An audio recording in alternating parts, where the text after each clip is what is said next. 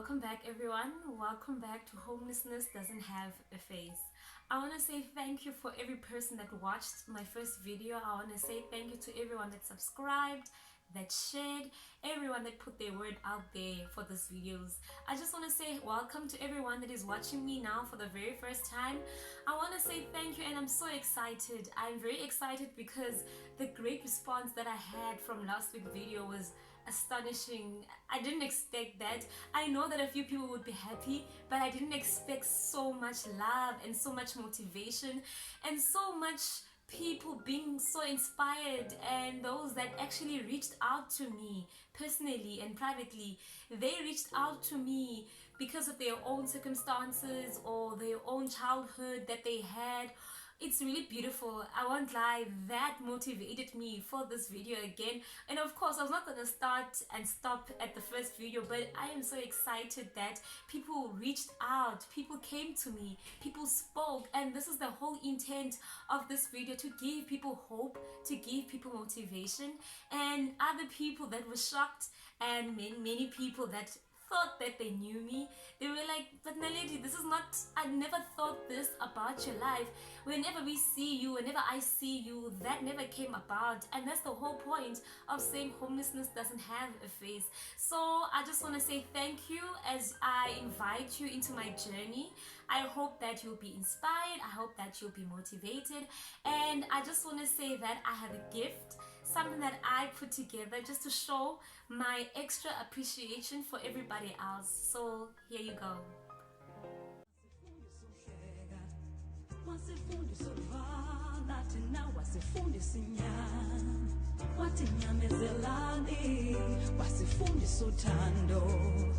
Uthando lomculo Viva, la la la la la, Viva the legend, Viva, you're a legend, oh yeah, hey, Viva, la la la la la, Viva the legend, yeah.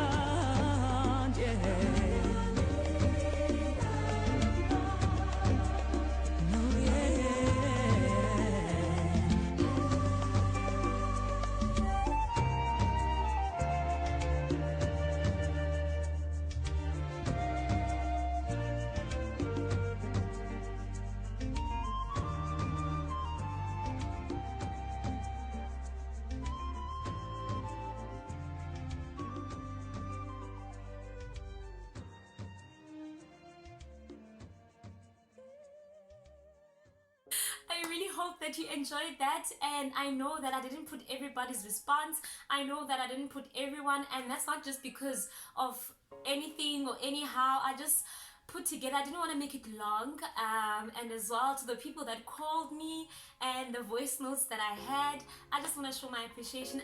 You don't know, you don't understand how much this means to me. That's why I put that together. So without further ado, from last week, as I promised you that I'll be talking about my life staying in children's homes. So I have right here with me my book. I've had this book, I don't know if you can see that, okay, maybe not. I've had this book since 2009, so I have it for about 11 years. It's not a diary, it's just a bit of this and that, pictures of this and that, visions, you know, of this and that. When you envision something, you write it down, and then you take pictures out of a book and you do all of that. Yes. Part of this book, I have here a list. This list is the times, all the places that I have lived. Yes, I have a list. Yes, I have a list of all the places that I've stayed, that I have lived, that I've been to. And as I said, I don't want to divert from what I said I would do this week, from talking about the children's homes. So I will speak to you about my life, my journey staying at the children's homes and the shelters. And I just want to tell you that these shelters, as I'm going to go I'm gonna mention only 3 today. It's just gonna be 3 so that we just stay there with 3, and they're not in chronological order. So I stayed at the shelter, moved around in other people's places. I've lived with different people, and then went back to stay at the shelter. So it's not chronological whereby I moved from this shelter and then I went to that one. And so just for you to understand that. Right, let's go ahead for it. I have here, as I spoke to you about Place of Hope, that was in Lansdowne, not Lansdowne, in Athlone/Crawford. I lived there with my mother. We started living there and we lived on the 2nd floor. The 2nd floor is for women that are struggling financially and they are new into the center and they live on the 2nd floor. 3rd floor is for women that are financially independent and they are being trained so that when they move out. So what they did is they asked them to pay a contribution. It's not rent, but just a contribution to train them in a way so that they can be able to cover their own bills when they leave the center. And then we had the 1st floor, which was for women that were better but they were single, they didn't have kids. So I shared a room with my mother. I had my own bed and she also had her own bed. Like everybody else in the center, everybody, like if a woman has 2 or 3 kids, she would be in one room. So it was not like in a form of a dormitory. It was rooms, and then we shared the bathroom. Then all of us would sit in the living room when we had free time that was allowed free time. I will go into context on how I mean by that. And by the kitchen also, we all sat in the kitchen. So what happened is there were staff that were hired to cook for the residents staying in the shelter, but the parents, the mothers would clean and would help out with the duties. Now the center is not a place whereby it's like your house, whereby you come anytime, you leave anytime, you sit, oh, I am bored, I want to go sleep. That only happened on weekends. But during the week, there were programs that were made, there were schedules that were done. Other organizations would come. Other clubs would come to better, whereby there were programs that were running to better the residents that were staying there. So one of the rules was that no parent is allowed to smoke or to drink. It didn't matter whether they were outside the premises, they went away, or they were out for a day and they had a drink. No one was allowed to drink, no one was allowed to smoke. So it was in a form of rehabilitation while you're staying there. So my situation, my mother, she didn't come home the first time, and that was on its own. One morning, you can't leave your child unsupervised. Even though there are other people around, you as a parent, you are not allowed to leave your child alone. Doesn't matter, you said yes, during the day probably you're at work and they know you're gonna come back, but a child to sleep on their own in their bed, it's not allowed. It's not a children's home, it's a shelter for women and children. Therefore, the children that are staying there, they are supervised by their mothers. So she got a first warning. Then the second warning was when she came home and she had drinks and you could tell. So she now came back that day because she didn't want to again get a warning, but she did get a warning either way. And then the 3rd time again, she didn't come back because now she was afraid of if she comes back, then they're gonna pick up that she's had drinks. So that was a done deal for us. We were chased out because she couldn't abide by the mandatory rules that were made. Yeah, so we got chased out. We lived there for about 2 years. We stayed there. I enjoyed it because I was still a child, still trying to get used to the environment. There were different kids there and there was just a whole diversity of people, races, religion, so we were all that community. That happened, and for me, it took me back to the time that before we moved in there. We were struggling very much, and this place was really helping us in a great way, and we were chased away. And by now, I'm sure you can tell that you can pick up the pattern of what was happening and the reason why we got chased away. But I don't want to dwell on that for now. And we then moved out. Now my mother sells secondhand clothing, just as my grandmother did and my aunt. So I grew up wearing secondhand clothing. This thing of me of having great what name brands that I have, it's something that I did for myself. I bought for myself, and hardworking, and hustling on my own. I bought those. So I grew up wearing secondhand clothing, and which I didn't have a problem with that. Even till to this day, if I see something good in a shop, secondhand shop, I can buy it. I have no problem with that. I never had a problem with that. I understood our situation and where we were coming from. When I was still staying that place of work, I was still younger age. We then went, okay, after that happened, we stayed at about three other places, and when second shelter that I went, and this one was a children's home. I stayed at the children's home when my mother was declared unfit to take care of me. How did this happen?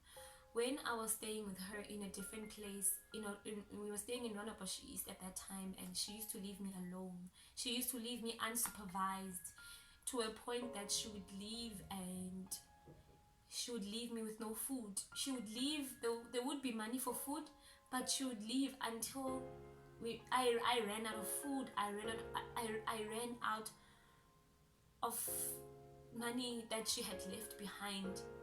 So the woman that we were renting the room from, it was an old lady, and we were living in this, it was Rwanabush East, so we were staying, it was more dominated by white people. So the old woman told one of her neighbors, and I remember the other time she had come and I'm sorry guys, she had come and she had spoken to me, like, if you need anything, if you need any food, if you need, just let us know and we'll be but your mama shouldn't leave you like this. She can't carry on doing this to you.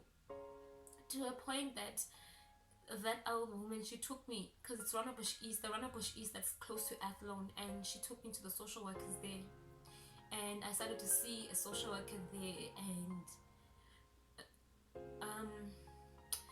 I started to see the social worker, and she would give me money for me to have food, at least, so I could have money that I can take myself to school, because I had to travel. So she gave me money to travel and money for food.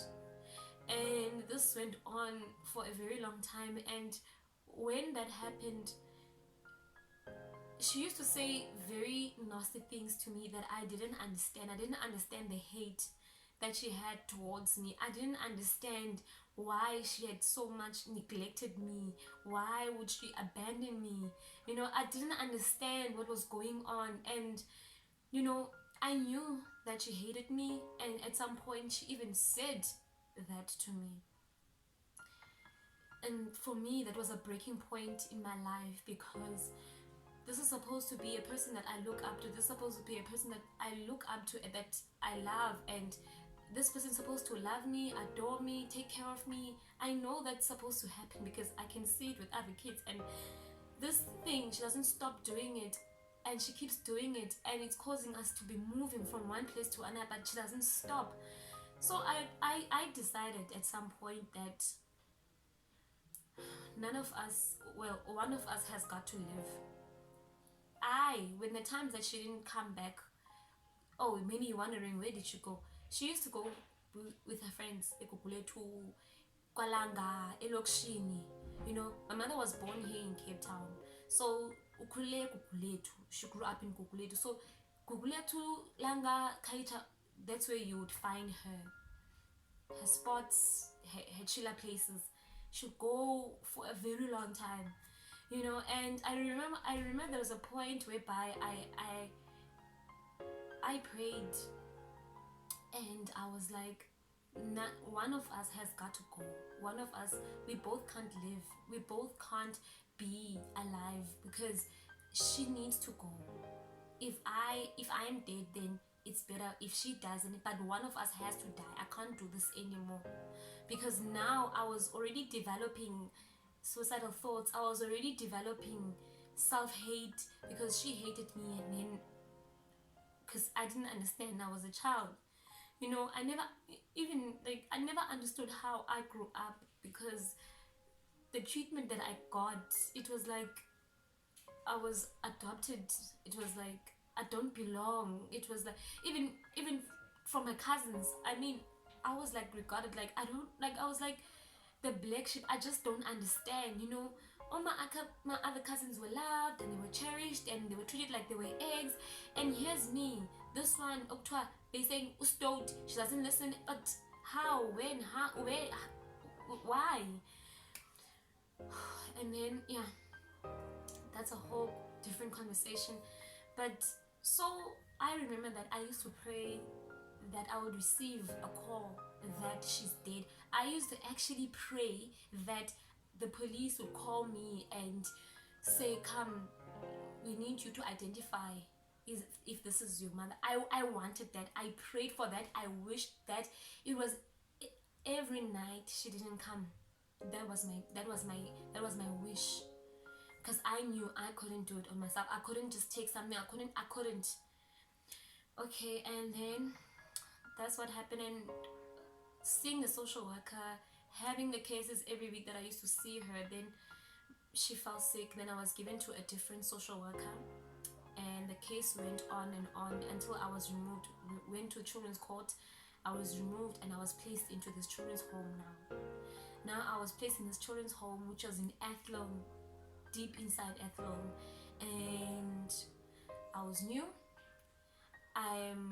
There's just one person who's in a form of a parent. The rest is just kids. There's just 14 of us downstairs. There's 14 of them upstairs. And my life, that's when it took a huge turn, because then I knew this is the time that I can't live like this anymore. This is the time that I need to end it all, I told myself, because I just couldn't take it anymore. I keep moving, I keep going to different places, and I just can't anymore. And now I'm in this new environment, and it's a lot for me, because how many times am I moving, and how many times am I having, when I'm just about adapting to a new environment, something happens. So I took time to settle in at that place. I was rebellious for the longest time, and I did that on purpose. I made sure that I am not gonna listen to the rules of this place, one way or another, because now they had wanted me to change schools, for me to leave where I was studying and study to a nearby high school, of which I didn't want to do that. You can take everything from me. You've already taken everything from me. What more do you want? What more are you taking me now from people that I know, that I can say, okay, this is people that, at least let it be some place that is just one, whereby I don't have to change every time places that I go, or something that can be something that I can say it belongs to me, because I don't have any belonging. I don't have anything that belongs to me. I don't have a place of belonging. I don't have a sense of belonging. So you can't take this away from me. Fine, they allowed me to stay and they would cover my traveling as they should, no problem. But there were times that I left. I would leave the place. Because you'd be given time for yourself, like 4 to 5, to live, like to have your own moment, to have just your own moment. I used to take that time, and I remember I used to walk. I would just walk. I don't know where I would be going. I just kept walking and walking, because I know I need to be back by 7, but I made sure I'm gonna come after 7, probably at 8. I just, because I wanted to see what are they gonna do next. I walked and walked, and I don't know where I was working, but I just wanted to forget. I just wanted to forget, because I'd never understood why me. I never understood why my life. I never understood why I'm here, and because I felt like I gave birth to myself in this world. I felt like I brought myself into this world, and now I had to take care of myself, because no one is gonna do that for me. Because even the very same people that were supposed to do that are not doing that, and I stayed there for about 2 years. So I lived there at the shelter for about 2 years, and I was of age. When you reach 18, you need to leave the children's home. And then if you don't have parents, like we had kids that were orphans, so they would transfer you to a different shelter that is for adults. And if you still had family, but your family was not fit to have you, then you also be in the same process of being transferred to a different shelter. But at the time, my mother was around, and I had moved out to go stay with her for only about 2 months. Then I had moved out again, to a different place. And I know that I said I was gonna cover every three places. I think we've run out of time, but from next week I'm gonna talk about the third shelter and go into how I developed suicidal thoughts, and I actually had attempted suicide to a point that I woke up in hospital the very next day after attempting that suicide. So I just want to say thank you. This is my story. I hope that you be motivated and be inspired. Until next week, bye.